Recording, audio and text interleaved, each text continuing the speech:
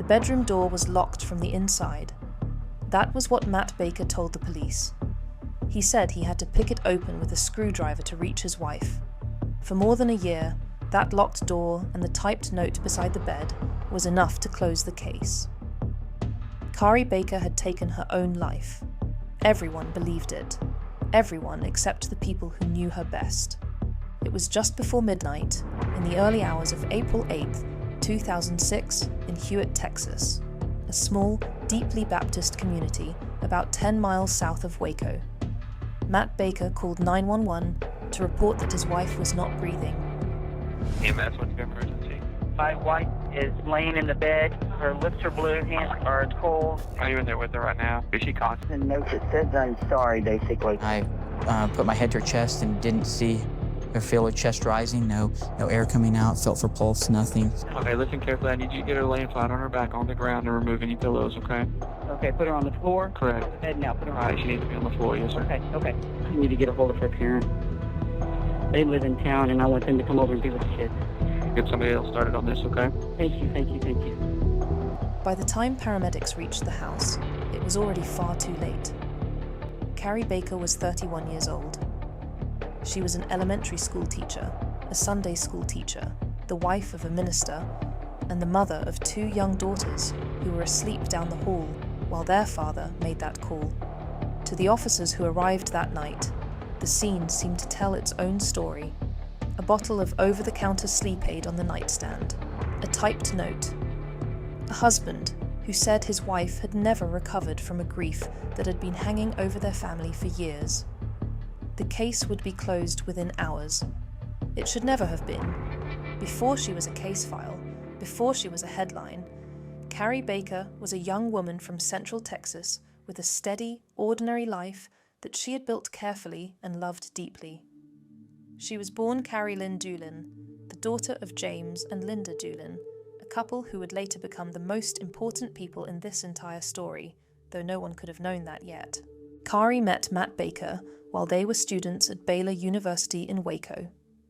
By the accounts that survive, they fell for each other quickly and married within months. He went on to become a Baptist minister. She went into teaching. To the people around them, they looked like a model couple in a community that placed enormous value on exactly that kind of life. Faithful, married, raising children inside the church. Kari was, by every account from the people who knew her, devoted to her students and to her children. A childhood friend, Julia Thorell, would later push back hard against the idea that Kari was the kind of person who would abandon her family. She described a woman who was sad at times. Yes, but functional, present, and anchored by her daughters. That distinction would matter enormously later, because there was a real grief in Kari's life, and it was not invented. The Bakers had 3 daughters, Kenzie, Cassidy, and Grace. The middle child, Cassidy, was diagnosed with a brain tumor as an infant. She died in March of 1999, when she was little more than a year old. Kari never fully stopped grieving for her. Anyone who knew the family knew that. And it was that genuine, visible, well-documented grief that her husband would later use as the foundation for a lie. The account Matt Baker gave that night was specific, and over time, it became the thing that undid him. He said that on the evening of April the 7th, after he had put their daughters to bed, Kari sent him out to rent a movie. He left the house around 11:15 p.m. He stopped for gas. He drove to a video store and picked up the film. He returned a little after midnight. The bedroom door, he said, was locked. He knocked. There was no answer. So he opened it with a screwdriver and found Kari lying on the bed. Police did not interview Matt at length until nearly 2 months after Kari's death, and even then, it was a casual conversation rather than an interrogation. In that recorded sit-down, Matt offered his own theory of how his wife had died. I left about 11 or so. I wasn't gone maybe 40 minutes.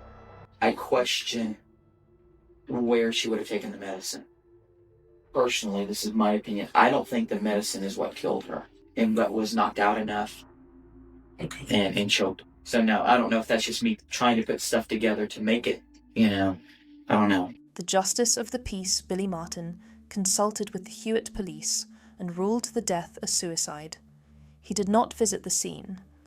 No autopsy was ordered. The reasoning on its surface was simple. A grieving mother, overwhelmed by the loss of a child, had taken her own life on the approaching anniversary of that loss. It was a clean, sad, closed story, and it began to fall apart almost immediately in the minds of the people who had loved Kari most. The first thing that troubled Kari's family was the note. It was typed, not handwritten, typed, on a computer, including the signature.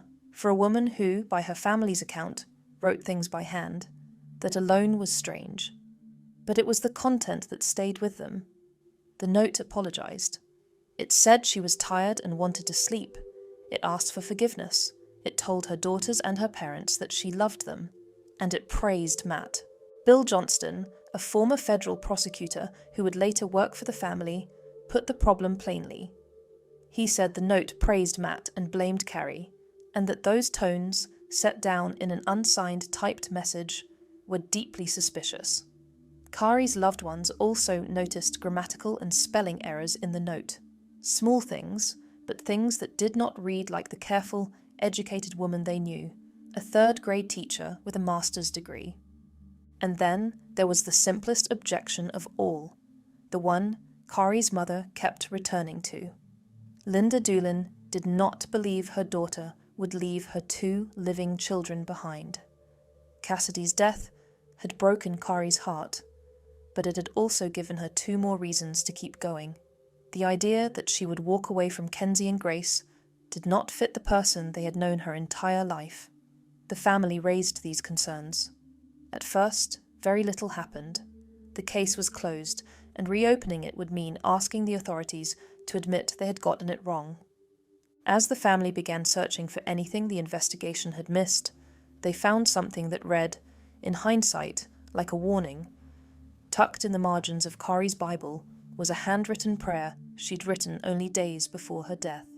Lord, I have so much worry and I cannot get a hold on it. I'm asking you to protect me from harm. I'm not sure what is going on with Matt, but Lord, help me find peace with him. She had written down a fear of Matt in her own hand in the place she went to pray, and then she was dead within the week. On its own it proved nothing, but to the people reading it after her funeral, it did not sound like a woman planning to leave the world. It sounded like a woman who sensed something closing in. As the Doolins looked more closely, they found something that reframed everything. In the period around Kari's death, the family discovered numerous phone calls between Matt and a young woman from his congregation, a 20-something single mother named Vanessa Bulls. Some of those calls came from Kari's own cell phone, a phone Matt had given to Vanessa within days of his wife's death, explaining that she needed one after a difficult divorce. There was more. Within roughly 2 weeks of Kari's death, an employee at a Kay Jewelers store at the Richland Mall later said she had seen Matt Baker in the store. He was there with his children and a tall, blonde woman, and they were looking at rings. Years later, Matt would tell ABC's 2020 that they had simply gone to look at earrings for one of his daughters. At trial, Vanessa Bulls would testify differently, that Baker had told his daughters they were there to look at wedding rings for her. At the time, Vanessa denied any romantic relationship with Matt. She told police she had no involvement with him before Kari's death and knew nothing about how Kari died. For a long stretch of the investigation, she held to that, and as long as she did, the case had a motive forming around its edges, but no one willing to confirm it. What happened next is the heart of this case, and it is the reason Kari Baker's name is known at all. When the official system declined to reopen the investigation, James and Linda Doolin built their own. They hired a private investigator, they gathered evidence, and critically, they filed a wrongful death lawsuit against Matt Baker, a civil action with a lower burden of proof than a criminal case that gave them legal tools to demand documents and ask questions the police had not. Their attorney, Bill Johnston, brought in a former Texas Ranger named Matt Cawthon to help. Both men grew openly critical of how the local authorities had handled Kari's death. A digital forensics expert went through Matt's computers and found, alongside searches for sermons, that he had been viewing pornography during work hours inside the church, and that roughly a month before Kari died, someone on that computer had searched how to overdose on sleeping pills. There was the timeline. Matt said his wife was alive when he left and dead when he returned, all within a window of about 45 minutes. But a crime scene expert hired by the family pointed to the photographs and to lividity, the way blood settles in a body after death, pulled downward by gravity once the heart stops. The degree of lividity visible in Kari's body, the expert argued, was not consistent with someone who had died in that narrow window. It suggested she had been dead longer than Matt's account allowed, and there was a group of women in Waco, Kari's mother, her aunts, and their allies, who refused to let the case die. The local press eventually gave them a nickname. They called them the Charlie's Angels of Waco. They were retirees and family members with no badges and no authority, and they would not stop knocking on doors. The pressure worked, slowly. More than a year after Kari's death, a judge amended the official cause of death, changing it from suicide to undetermined. Kari's body was exhumed so that the autopsy that should have happened the first time could finally be done. The toxicology told a different story than the closed case had. The findings indicated drugs in Kari's system, and investigators came to focus on Ambien, a prescription sleeping medication, in addition to the over-the-counter Unisom. An examination of the couple's computers showed that Matt had taken early steps toward buying sleep medication online before backing out of the purchase. It was not, on its own, proof of murder, but it was a long way from the clean suicide the town had accepted. Through all of it, Matt Baker maintained his innocence and went on the offensive, giving interviews to national media to tell his side. There's no way I could ever have hurt my wife. I loved her. She's the mother of my children, and I missed her, and I did not hurt my wife. In September of 2007, Matt Baker was arrested. He spent roughly 2 months in jail late that year, but there was still a problem at the center of the prosecution's case, and everyone working, it knew what it was. The one person who could speak to what Matt had actually planned and done was still saying she knew nothing. For the case to move from suspicion to proof, prosecutors needed Vanessa Bulls, and for a long time, she gave them nothing. The breakthrough came when she was subpoenaed and offered immunity. Tell the truth, and she would not be charged herself. One of the prosecutors, Crawford Long, would later describe that moment in stark terms. With immunity in hand, Vanessa Bulls changed her account entirely. She admitted to the affair she had spent years denying. And on the stand, she told the jury what she said Matt had told her. I was buying into everything. He was a complete, and still is, a manipulative liar who took me my vulnerable state and made me believe everything he said. He came by and was kind of smiling. He said, "Oh, don't date other guys, just date your pastor," and kind of smiled. And he asked if he could hold my hands to pray, and he did. Then afterwards, he started to kiss me. Then he just took my hand and led me to the bedroom. It was sometime mid-March. He said that, she took sleeping pills every night, so maybe he could make it look like she overdosed on sleeping pills. He mentioned that he would leave a note, and he said that he would type it.